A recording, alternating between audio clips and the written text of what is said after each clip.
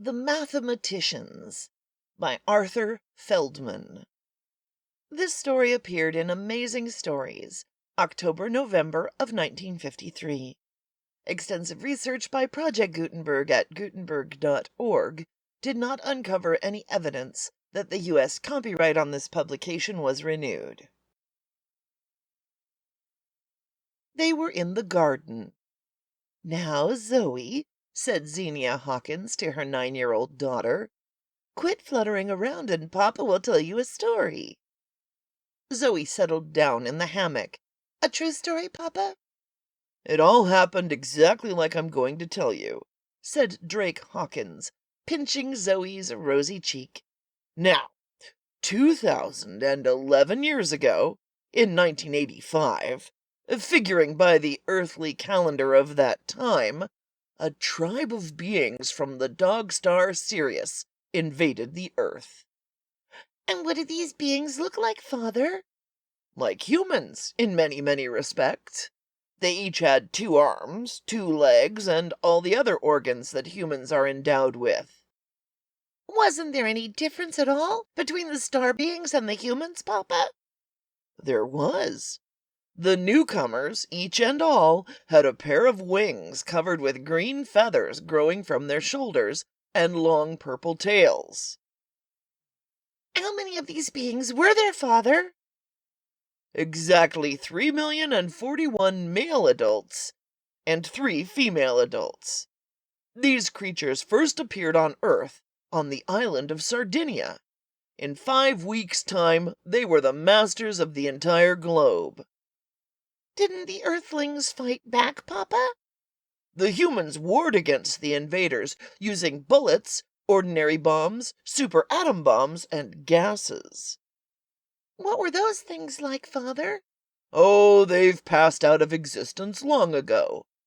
Ammunition, they were called. The humans fought each other with such things." "And not with ideas like we do now, Father?" "No, with guns, just like I told you. But the invaders were immune to the ammunition." "What does immune mean?" "Proof against harm. Then the humans tried germs and bacteria against the star beings." "What were those things?" "Tiny, tiny bugs that the humans tried to inject into the bodies of the invaders to make them sicken and die. But the bugs had no effect at all on the star beings." "Go on, Papa. These beings overran all Earth. Go on from there." "You must know, these newcomers were vastly more intelligent than the Earthlings. In fact, the invaders were the greatest mathematicians in the system." "What's the system? And what does mathematician mean?" "The Milky Way. And a mathematician is one who is good at figuring, weighing, measuring, clever with numbers."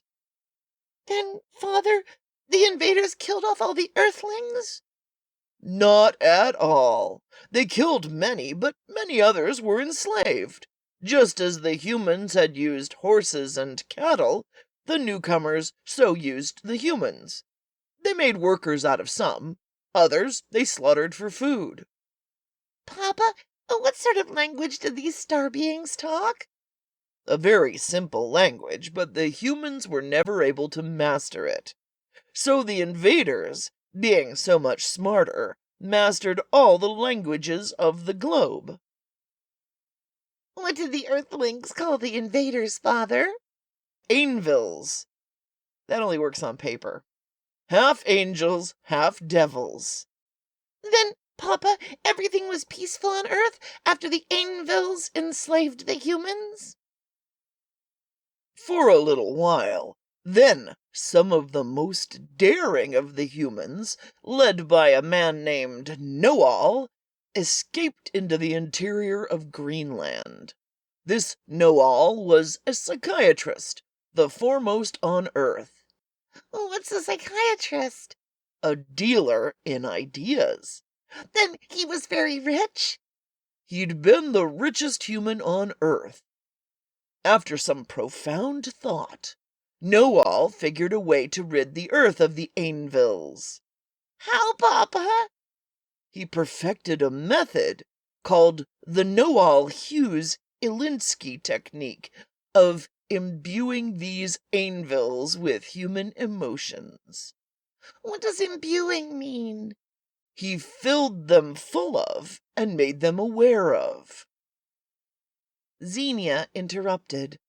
Aren't you talking a bit above the child's understanding, Drake? No, Mama, said Zoe. I understand what Papa explained. Now don't interrupt. So Noal, continued Drake, filled the Ainvilles with human feelings such as love, hate, ambition, jealousy, malice, envy, despair, hope, fear, shame, and so on. Very soon the Ainvilles were acting like humans, and in 10 days terrible civil wars wiped out the Ainvilles' population by 2/3.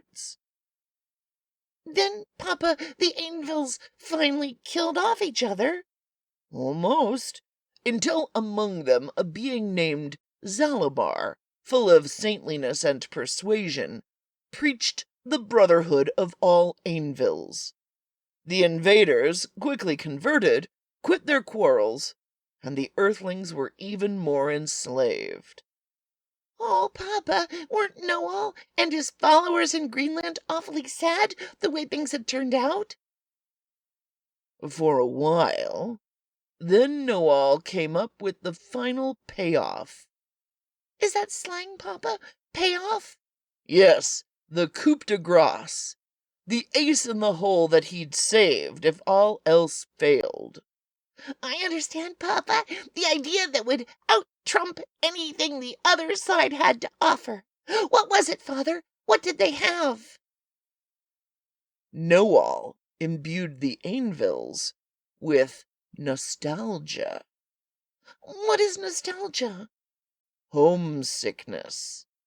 Oh, Papa, wasn't Noel smart? That means the Ainvilles were all filled with the desire to fly back to the star from where they had started. Exactly. So one day all the Ainvilles, an immense army, flapping their great green wings, assembled in the Black Hills of North America, and at a given signal they all rose up from earth, and all the humans chanted, "Glory, glory, the day of our deliverance." So then, Father, all the Ainvilles flew away from Earth? Not all. There were 2 child Ainvilles, one male and one female, aged 2 years old, who had been born on Earth, and they started off with all the other Ainvilles and flew up into the sky. But when they reached the upper limits of the stratosphere, they hesitated, turned tail, and fluttered back to Earth where they had been born. Their names were Zizzo and Zizza. And what happened to Zizzo and Zizza, Papa? Well, like all the Ainvilles, they were great mathematicians. So they multiplied.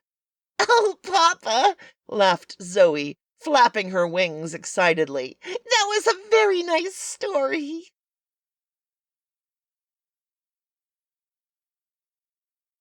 The end.